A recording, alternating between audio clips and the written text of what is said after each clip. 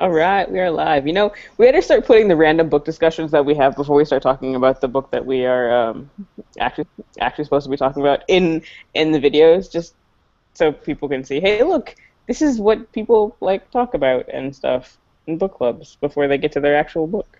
Yeah. I might end up with some more weird Meryl stories when I go off. Yeah, and I think like 5 or 6 people will come back and like watch our conversation, so that's pretty cool. Um, I think the more canonical literature we do, the more views we'll get because they're teenagers who want to avoid reading it. Fair enough. Yeah. So today, Miss Peregrine's Home for Peculiar Children. Yay. I have the physical copy, but it still has a cover. I have my face.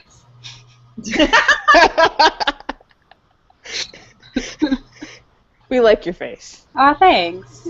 I can try to make it levitate.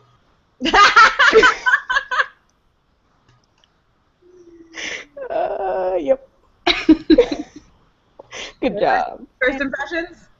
I enjoyed it more the second time. Like I enjoyed it the first time. Yeah. But I think I read it so fast that there were a lot of things that I missed. And to be fair, I did read most of it this morning, but I was paid more attention. I tried to listen to it over the course of the week, and people kept talking to me in the car in my carpool. Mm.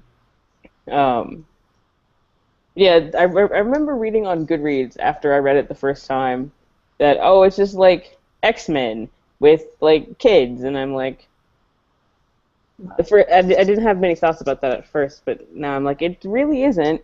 They have powers, so any story about people with powers is like X-Men. But yeah, I agree with you. Great face. You did But- say it was pretty. It's fun. I love the picture. I love the pictures. I do too. That was like after John Green posted that one video with Ransom Riggs like way far back. I was like, I have to read that. The one where he talks about like collecting pictures. Mm. The book was like, so I cheated a little bit. I didn't reread it. I instead found that they also made a graphic novel version of it. And I found it while I was looking for another graphic novel / looking for Hollow City at the library. And I was like, well, this makes life easy. And so I read the original one like last summer, and then I read the graphic novel. And I think I really, really liked it the first time I read it. It wasn't what I was expecting at all in any way. Like, just, I expected it to focus more on the children and less on like the protagonist, I guess, and I wasn't expecting it to be like as supernaturally as it was. The graphic novel was not as good. I think that it was like a really good refresher, but I don't think it was like would have made nearly as much sense if I hadn't read the novel first. Makes sense. So it was also a reread for me. I don't know why my face isn't coming up when I talk. I'm going to put myself. Not that I just stare at myself. I was just like, I don't know when you're looking at me and when you're not. Yeah, it was a reread for me. I liked it okay the first time. I liked it less the second time. I think I liked it more the first time because I was interested in what was going to happen, and I was driven kind of by the plot and finding out what was going to happen next. And this time I knew what was going to happen next, so I really was just focused on the writing, and I felt like the writing was not great, and so that was kind of disappointing. I felt like the photographs were he kind of forced some of them in with the writing in kind of odd ways to make them fit with the people that he found. So that, I don't know, and just like some of the writing, he says in his interview at the end that he, like did all the screenplay work, and that was where he was coming from, and so he was kind of picturing it as this movie, so he was like, they walked into a room, like, that's a wide shot, and I'm like, they walked into a room is like a boring sentence. Not like something I'm picturing in my head, but that might just be, so. I don't know. It was okay. I liked it. I thought it was original, but I didn't think the writing was that great. I think like reading the graphic novel version, as I was reading it, I was actually very glad that I did it that way because of the same reason that you're saying. When I read it the first time, I remember like I was on a road trip and I was reading in a really dark room by myself, and it was like all of those like dark forest scenes being chased like by the monsters and stuff. And I remember actually being kind of scared because I didn't know what was going to happen next. And I think like if I reread the novel version, I would probably have similar feelings. Like, this is kind of dragging on. I know what's going to happen. Like, there's not a lot of visual imagery in the writing itself. But I still like it. I still want to read Hollow City.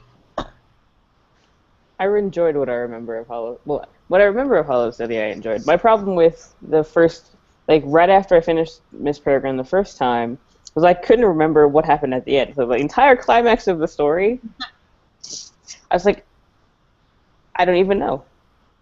No idea what happened. So it was kind of nice to put that back into my head in terms of what was happening within the story itself. And I will say, for the pictures, I will say that I think that Riggs did a better job with the picture integration than David Levithan did. He did a book with a photographer called Every You, Every Me. Mm-hmm. And, I mean, you want to talk about really forced, but I think it was forced because he didn't know what pictures he was going to get before he started, or, like, as he was writing the story, so...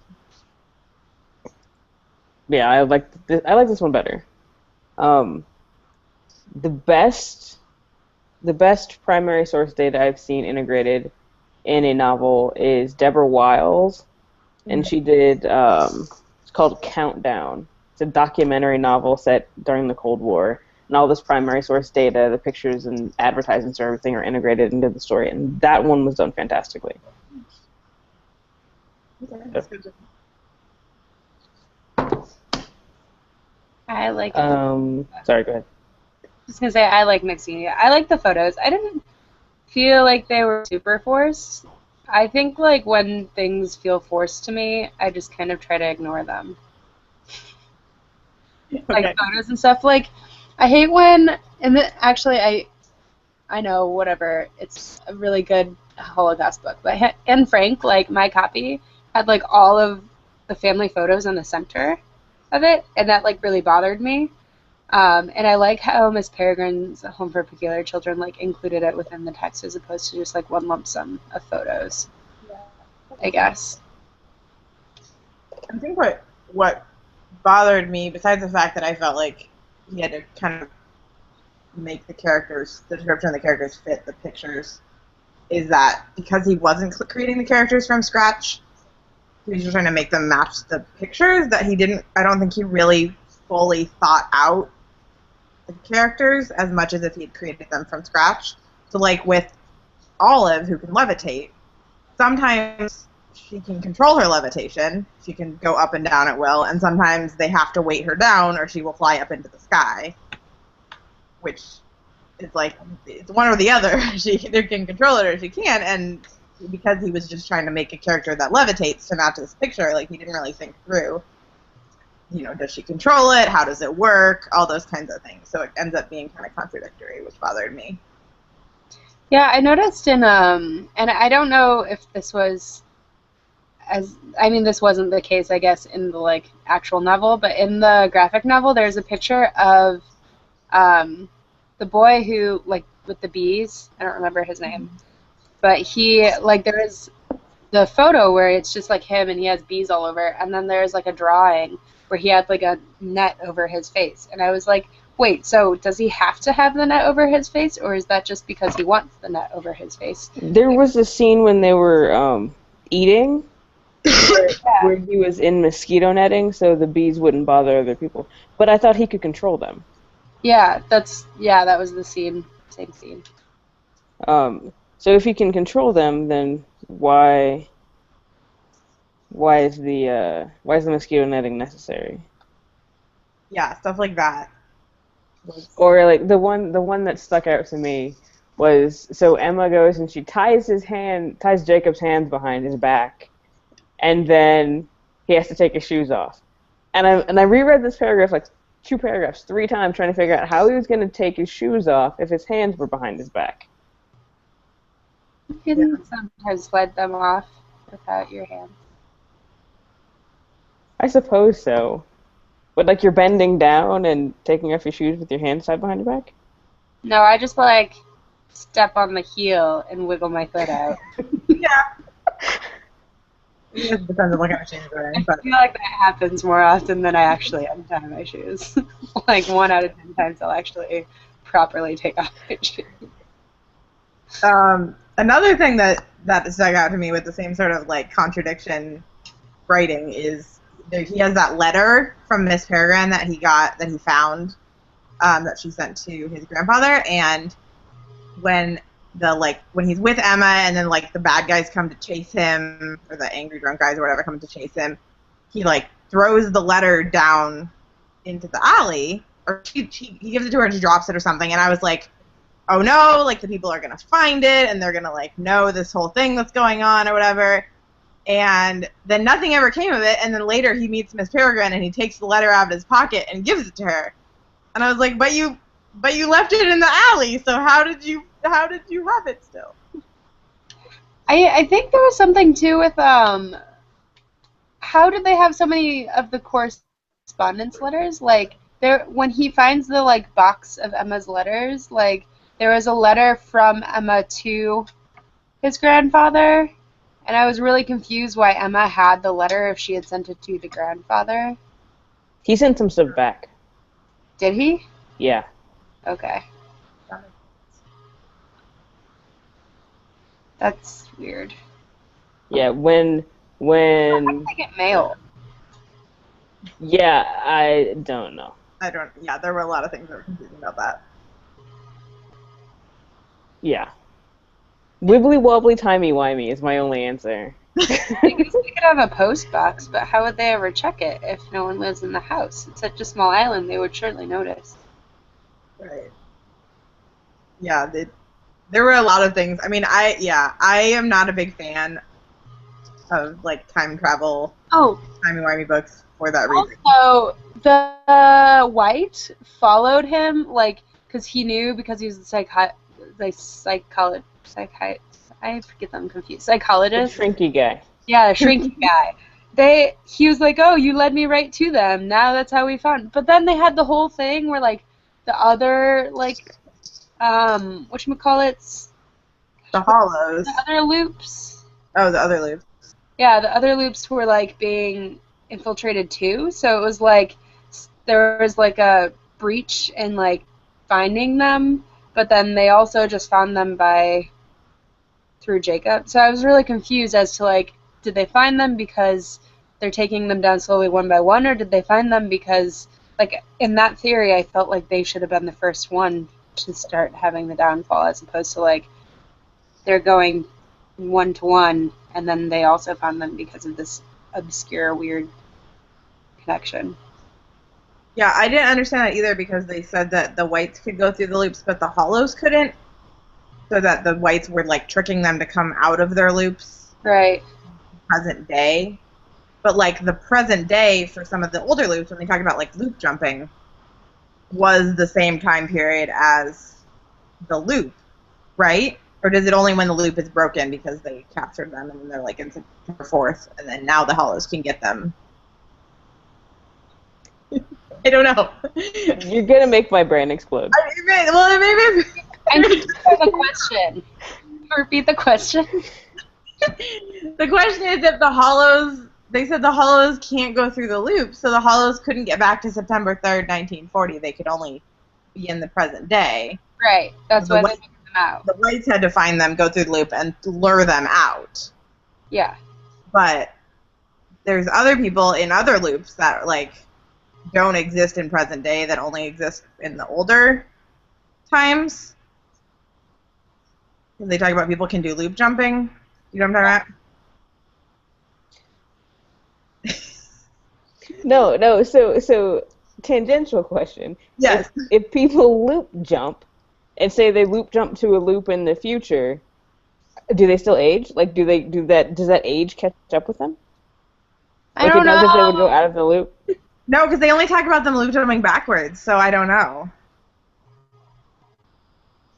Like that if you like were in present day and then you like looped back to 1940, then you could find a loop that only existed in 1940 that Right. looped back to like the 1800s. I think that makes sense. You could only loop backwards.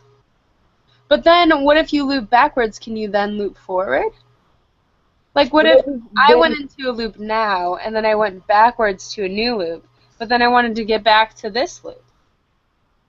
Yeah, that's what I don't know. And then where can the hollows? Do the hollows exist in all times, or only present day? Yeah, why wouldn't you just loop back to before the Hollows thing happened? And kidnap them and put them in an evil baby orphanage? Yes. Yeah. Problem solved! There's no plot anymore. I like how for every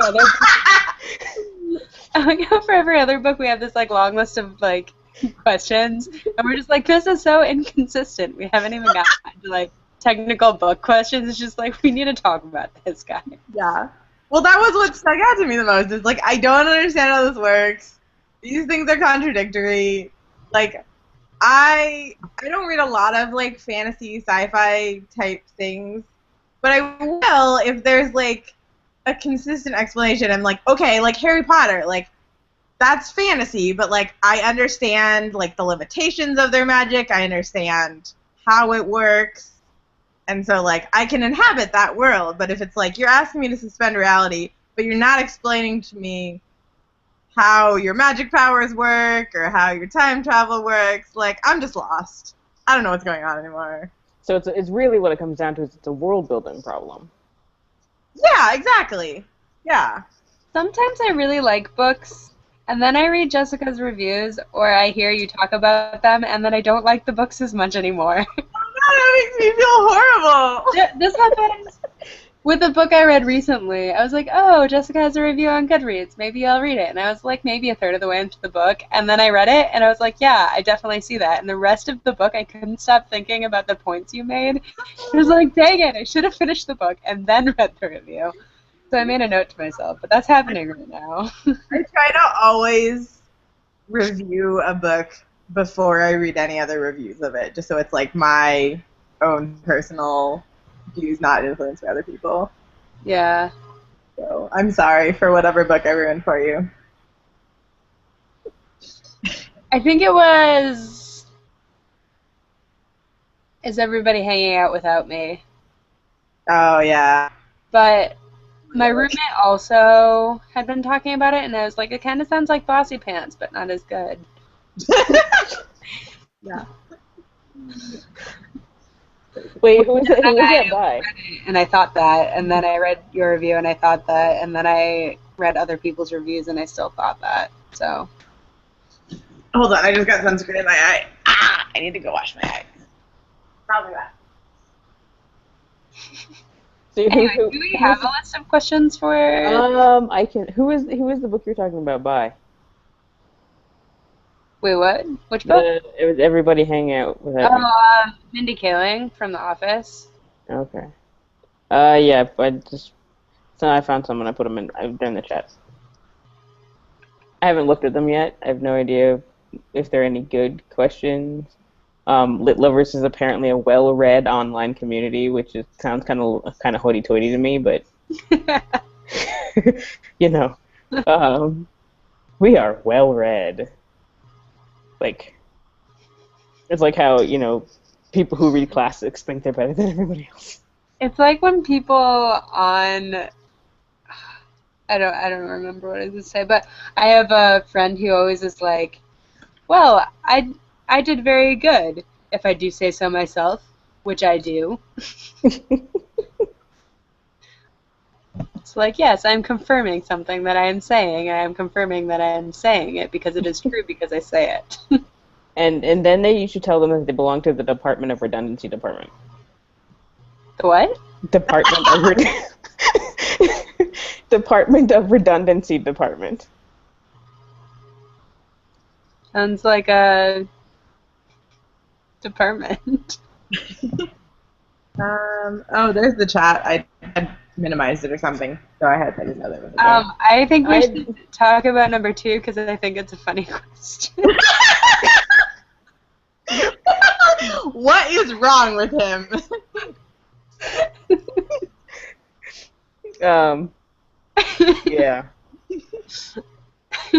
They're not. I mean, they're not the most literary of questions. What makes Jacob think his grandfather's death is more sinister than what the official version claims?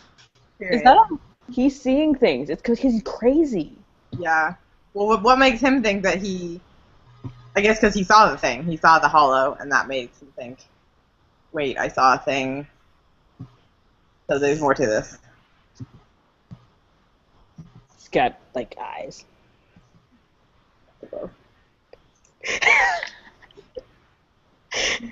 I think the more we do this, the goofier we get. Very possible. It's like we were all like reading serious books, and then we read one that we're like, okay, well, I enjoyed the story, but there's all the inconsistencies or whatever, world building problems, and we're like, let's just goof off. Can you just note the wording of question number 10 as well? Can someone just read that out loud? Okay. Talk, of course, about the peculiar children. Which of their oddities and personalities do you find most intriguing? It's like, talk, of course. Of course you're going to discuss this question, because it's an obvious question. Yeah, no, I really think the more obvious of the questions is how do their powers work? Although there was a conversation about, Homo sapiens and the, like, crypto sapiens or whatever, which doesn't really explain. I mean, it kind of explains, but doesn't really explain. So yeah, they're like weird offshoot. But when they mate with commons, which is an interesting choice in terms here, they mate with commons. The kid can be a crypto sapien or a Homo sapien, and there's no like, which sets of genes are dominant or recessive, and sometimes they skip a generation, and yeah. But isn't that the same in Harry Potter with Muggles and wizards? And Yeah, but I think the world was built in such a way in Harry Potter that we just bypass those questions. Yeah, they never say, like, these are two different species. Yeah. They never say Muggles and wizards are two different species. They just say some people end up with powers and some don't. I guess it just doesn't really bother me in either novel. Fair enough. What are you looking at? I was actually just like thinking, and then I was like, oh, my light's on. I didn't care if my light was on. Oh, look, a bunny. Yeah, I'm moving out of my mom's house, so it's weird. Well, I've already moved out of my mom's house, but she's selling the house, so I'm moving all the other stuff. So I have, like, lots of stuff to look at around me. Sorry for being distracting. That's okay. It's just interesting. I always wonder if the people who go back and watch this can see all of the things that go on when people aren't on camera. Yeah. It's like, let me pick my nose. I'm not on screen right now. So, Eli, did you say that you have read the sequel? I have read the sequel. What did you That is about all I can say about it, because I don't remember. I have it on my dresser in the library. I haven't read it yet. I think I remember being very confused, because usually what I do when I read sequels is I go back and I read the texts that become before it.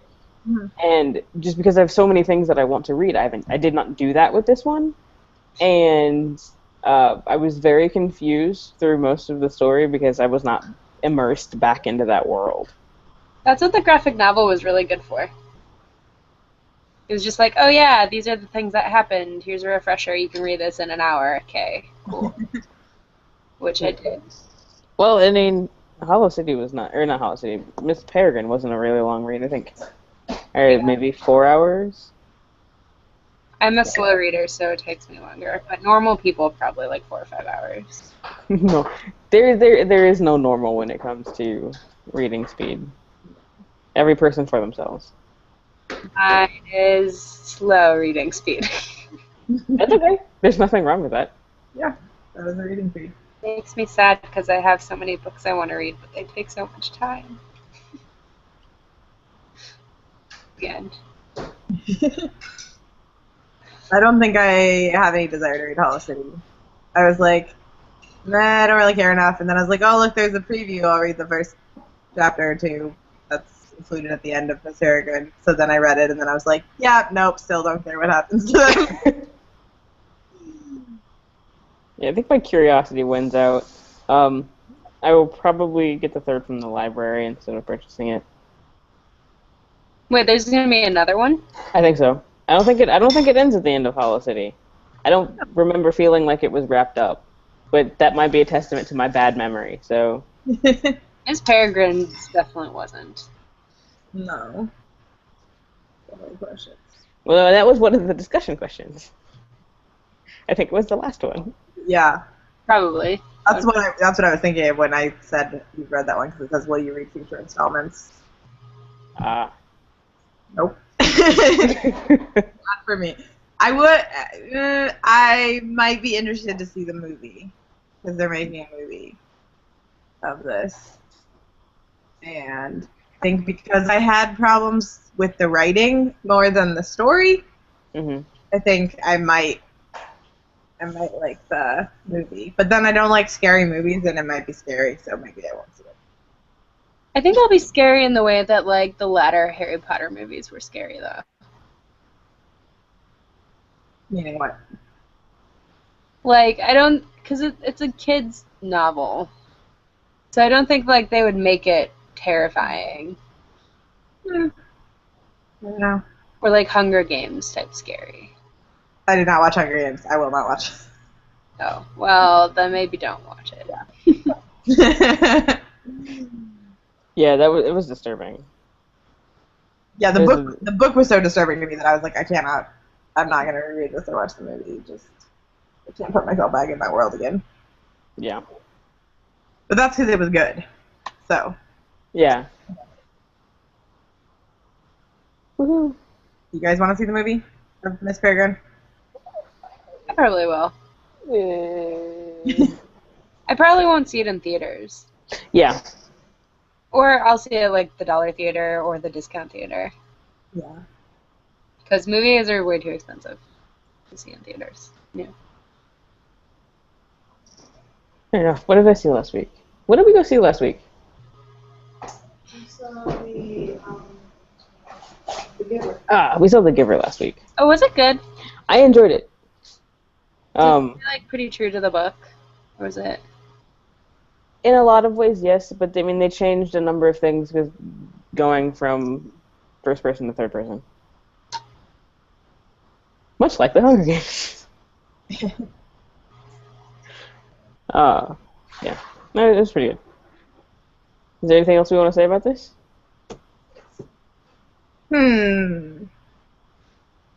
I still like it. I would still recommend people who like YA to read it. Even after Jessica's review? What? Even after Jessica's review? Even after Jessica's review. I really enjoyed it the first time I read it. I don't know if I would, even if a movie came out, reread it. And I'm actually really glad about the graphic novel because I felt like it was a good refresher. And I will still probably read Hollow City. And I think I'll probably enjoy it. I don't think it would be like my #1 recommendation, but I did enjoy it.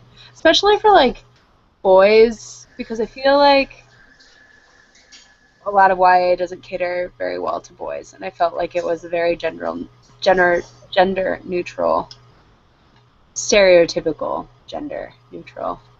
Yeah. That's true. I don't know. I think there are plenty of YA that caters to boys. I know that I've had conversations with people about how they think that when I do displays in my classroom, it's very boy book centric. So there's not a lot of romance. There's a lot of action adventure. There's a lot of dystopian, although a lot more dystopian now has female protagonists. I guess I'm thinking more like contemporary, like the ones that get all the hype. Yeah. But yeah. Although I guess like Everybody Sees the Ants was a good example of that.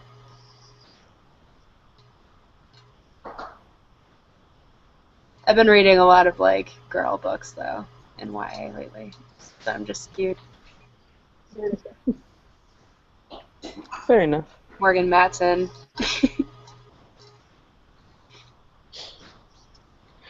What are we reading next month? Or this month? The 100-year-old man who climbed out of the window and disappeared. Do we know anything about that? No, the library doesn't have it. I know that. That's all I know. Who nominated? I think Pam said she added that. Yeah, I think we gotta have people put their names on things. Yeah, that's a good idea. Yeah, I think Pam said she just saw the title and thought it looked interesting, and so she put it on the list. I think I had like four good Good reads. No. What's that? I think I had pretty good reviews on Goodreads. Are you reading people's reviews before you read it? Alright.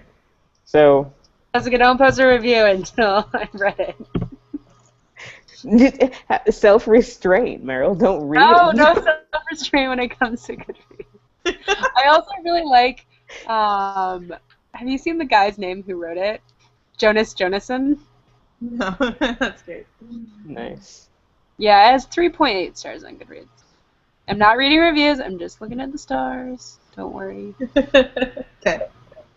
Okay, here's another question about this Peregrine. If you were like in Abe's shoes, the grandfather, would you have stayed in the house, or would you have done what he did and gone out of the loop into present time and fought in the war and did all that stuff and had a life outside of the house? I would have stayed for a while, at least. I don't think I would have left right after that. I think I would have, at some point, probably wouldn't have stayed there very long because I get bored. Yeah. Although I really liked the idea of that when he was writing that novel, like a day in the life as seen by every single person in the town. I thought that was clever. Yeah. Yeah, that he's reliving the same day, so we might as well transcribe every single thing that happens. Yeah. Which was another, like, time travel question I had, which is, like, on the days that they raided the town and burned everything down, like, did that, like, pathway in time just cease to exist, or was there, like, an alternative universe created where people had to lose their homes? I don't know. These are the kinds of things I think about, which is why I don't read books having to do with time travel and things very often, because I just... It opens up too many questions because it creates too many universe possibilities. Yeah. Yeah. I think I would have stayed there for a while, and then eventually probably would have been curious and left. But then you have, like, the aging issue, I guess, where if you don't leave, you age really quickly. So if you wanted to, like, live a normal life, you would have to leave, like, within a year. Yeah, do we know how long Abe was there? No. Abe was where? Well, he couldn't have been there for very long because, like, he was fleeing, Poland? Because of the war. And then he goes off and he fights in the war. That's true. And did he come? He must have come before they created the loop, so it would have been in like the late 30s. And then maybe once they, right? Sure. Was he the one that they saw wandering into the town, like after the September 3rd bombing? Yeah. Okay, and I've got another continuity issue. The people are living that day over and over and, like... But was the loop not created that day? Because, like, at one point, that house was part of the normal time stream. Right. The loop was created just before the bomb hit. So that's how they're not dead.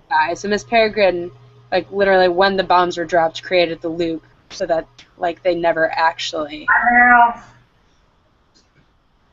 That would be my husband. Oh, hi, Mike. Yeah, I think maybe he must have not gotten into the loop, so that's why they thought he was the only one that survived the bombing, because he was not there when it was dropping, and that's when they created it. But he knew about the loop, because he said, find the bird in the loop. Yeah. Yeah. That's super And they tried to convince him to stay, so he had to have been there. It's too much for me. I can't wrap my head around it. I think he probably decided to voluntarily leave the loop because he probably didn't want to relive the same day over and over and over again. Yeah, so maybe it was like right after the loop was created, then he showed up in the town in present day like a couple days later, and they were like, oh, you survived. Yeah. That could make sense. I could see that. Your face. I am satisfied with that explanation. all right.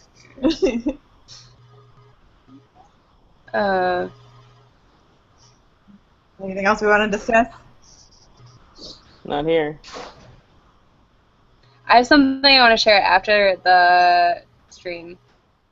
It's irrelevant to everything. Okay. All right. So I'm gonna stop the broadcast. Woohoo! Bye.